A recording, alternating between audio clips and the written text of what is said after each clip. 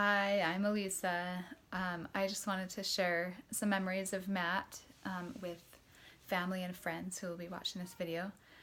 Um, and I apologize, I am probably going to read most of it just so that I don't miss anything. But I wanted to start with my first memory of meeting Matt. And so I had just found out that this is like 9 years ago, probably close to 2008. I had just found out that I was Shauna's visiting teaching partner, and so I went over to her house to meet her. And Matt opens the door, and he's this kind of tall, large, kind of looming and hairy guy that opens the door, and a little bit intimidating, maybe quite a bit intimidating. And when he found out that I was there as a visiting teaching partner for Shauna, he was like, "What do you want?" So it was it was just kind of funny. Like, I love that memory because he's so different than what he appeared to be that first day. And so anyway, over the next little while, we started hanging out with the Bowmans and the Robinsons and the Vissers, and got to know the Vissers well through those families. And we were doing porch sits at night and having a ton of fun, just shooting the breeze with neighbors and friends. We started to become closer and closer through those things, and had game nights and things like that. Anyway, over some time, Matt decided that he wanted to take some guitar lessons from me when he found out that I taught guitar. And so he gave me a $100 bill and said, "I'll take as many lessons as this will get me."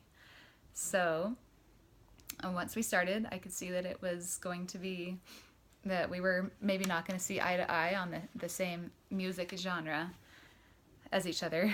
I only owned an acoustic guitar, and he, I think, only owned, if I can remember right, an electric guitar. And he had a very different idea of of the music that he wanted to play. But we made that work, and for a while he put up, well, actually for a long while, he put up with the classic rock and folk songs that I would assign him, and would try not to complain. He got to a point where he just changed his mind and decided that he would do it without complaining. He just wanted to learn the skills necessary, so that he could use those skills to go and learn the things that he wanted to learn. So in his own time, he was learning "Sweet Child of Mine," and he got that all the way up to speed, which I thought was impressive with his amount of time that he had been playing and his skill level and stuff. So I just was impressed with how driven he was, and how much, when he had a goal that he had set for himself, how he would just reach that. He would push and he would reach it and accomplish that. Let's see. So after a lot of years of shenanigans with our group of friends, the Robinsons, the Bowmans, the Vissers, Angela Bell sometimes, and then later on the Carters joined us, and then we also were joined by the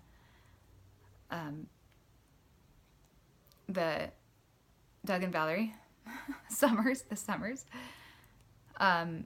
We had a ton of fun. We had annual murder mysteries, each one coming with their new, with new inside jokes. I had saved this all the 9 or 8 years that I've had it. Bakwanet is what it was. It was the first place prize for street breaking. That was a memorable one.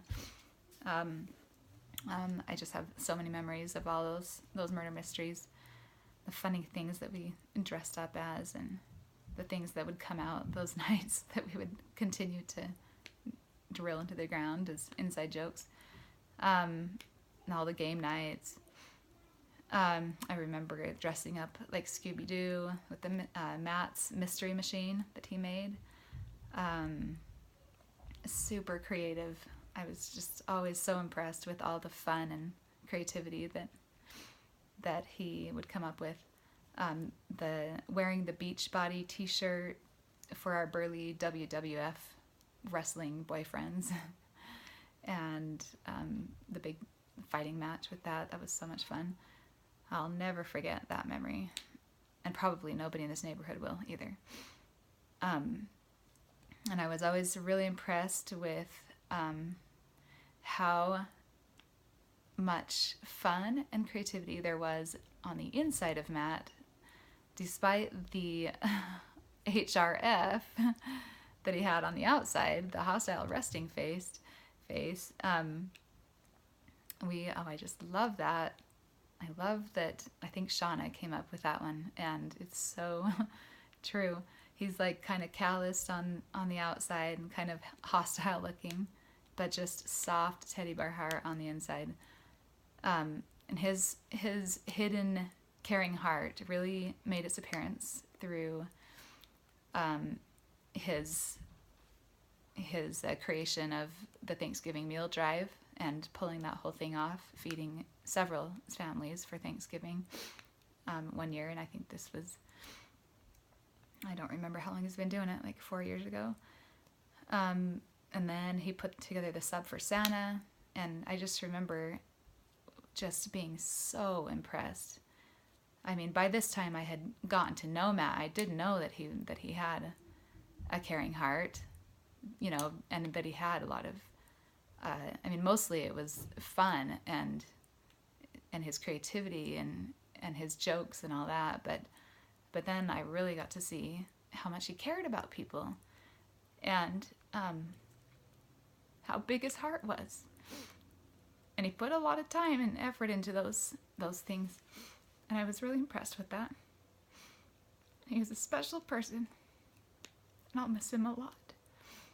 I am grateful for my continued friendship with Shauna and with Lincoln and Archer, and also with our whole group of friends and their families.